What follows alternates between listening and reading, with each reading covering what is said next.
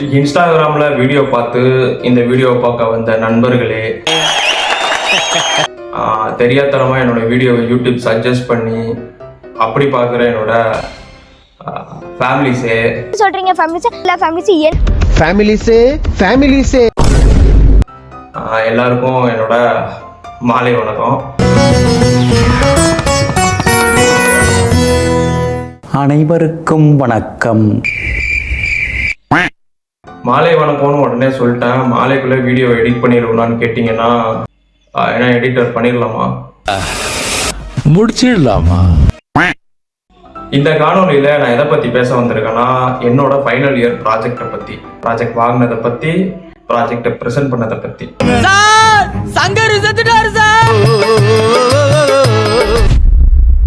First என்னோட project title வந்து blind assistant. புரியுது, எல்லா ஃபைனல் இயர் ஸ்டூடெண்ட்டும் இந்த ப்ராஜெக்ட் ஒன்று வச்சிருப்பீங்க. ஏன்னா மோஸ்ட் ஆஃப் த ப்ராஜெக்ட் சென்டர்ல இதை தான் கொடுக்குறானுங்க. நல்லா கறந்து என்னோட குரூப்ல ஒரு 4 பேர் இருக்கும்.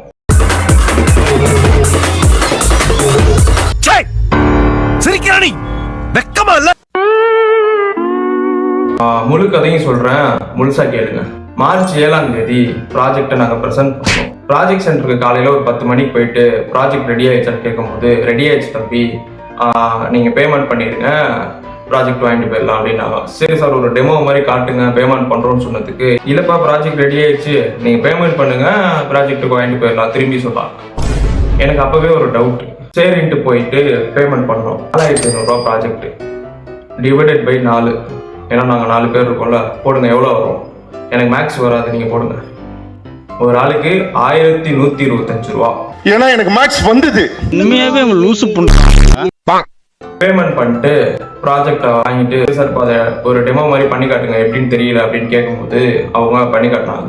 லேப்டாப்ல உள்ள கேமரா முன்னாடி 100 ரூபா நோட்டை காட்டினா 100 ரூபான்னு சொல்லணும். ஆனால் அது 100 ரூபா சொன்னிச்சான்னு கேட்டிங்கன்னா இல்லை, 200 ரூபான்னு சொன்னிச்சு.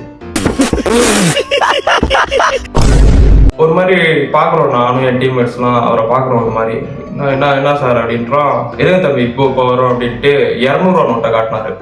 200 ரூபா நோட்டை காட்டினா என்ன சொல்லணும், 200 ரூபான்னு சொல்லணும். ஆனால் அது என்ன சொல்லிச்சு, 100 ரூபான்னு சொல்லிச்சு. திரும்பி நாங்கள் அவரை பார்க்குறோம், சார் என்ன சார் அப்படின்றோம். ஆட்டோமேட்டிக்காக கொஞ்ச நேரத்தில் அதுவே சரியாயிடும்.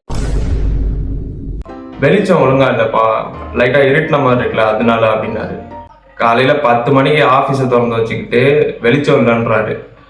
சரி, வேறு வழியே இல்லை, நீங்கள் நம்ம ப்ரெசென்ட் பண்ணி ஆகணும். ப்ராஜெக்டை வாங்கிட்டு மேம் காலேஜ் போய் எங்கள் மென்டார்கிட்ட மேம் ப்ராஜெக்ட் ரெடி ப்ரெசென்ட் பண்ணணுமான்னு கேட்கும்போது உடனே பண்ணுட்டான்.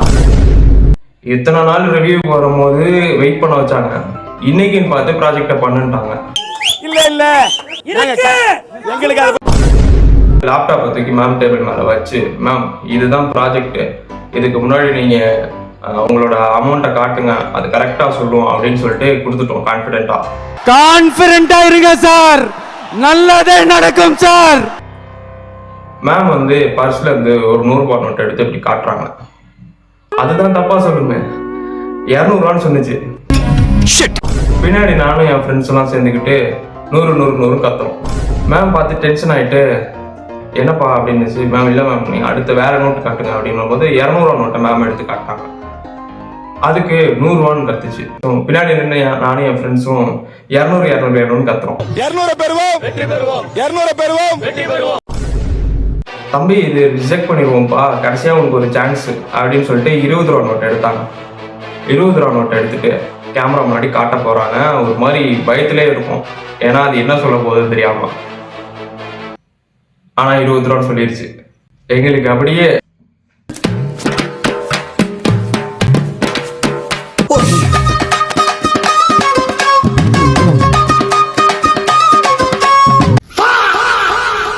சரி ஓகே மேம், ப்ராஜெக்ட் தான் செலக்ட் பண்ணிட்டீங்களா, முடிஞ்சிச்சுல, அவ்வளோதானே, இதுக்கப்புறம் வர வேணாம்ல அப்படின்னு கேட்கும்போது, தம்பி இது டெமோப்பா, ப்ராஜெக்ட் எங்க அப்படின்னு கேட்குறாங்க.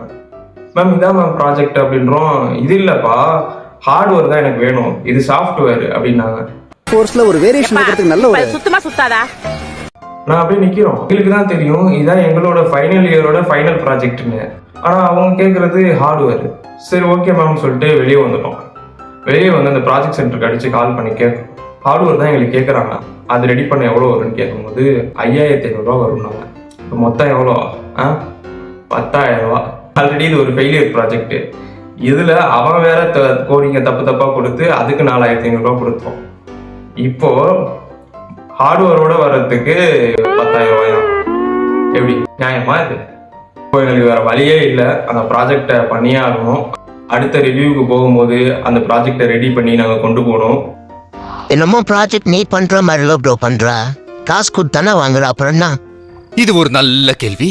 பதில சொல்றா. ப்ராஜெக்ட் காசு கொடுத்து வாங்குறோமா இல்லை நம்மளா பண்ணுறோமான்றது முக்கியம் இல்லை, ப்ராஜெக்ட் பண்ணுறோமான்றதான் முக்கியம். இந்த ஆட்டோ பின்னாடி எழுதிட்டு பிடிச்சி நீயே இப்போ நீங்கள் ஃபைனல் இயர் படிச்சுட்டு வந்தீங்கன்னா நீங்கள் என்ன ப்ராஜெக்ட் பண்ணுறீங்க அப்படின்னு சொல்லி கமெண்ட்ஸில் சொல்லுங்கள்.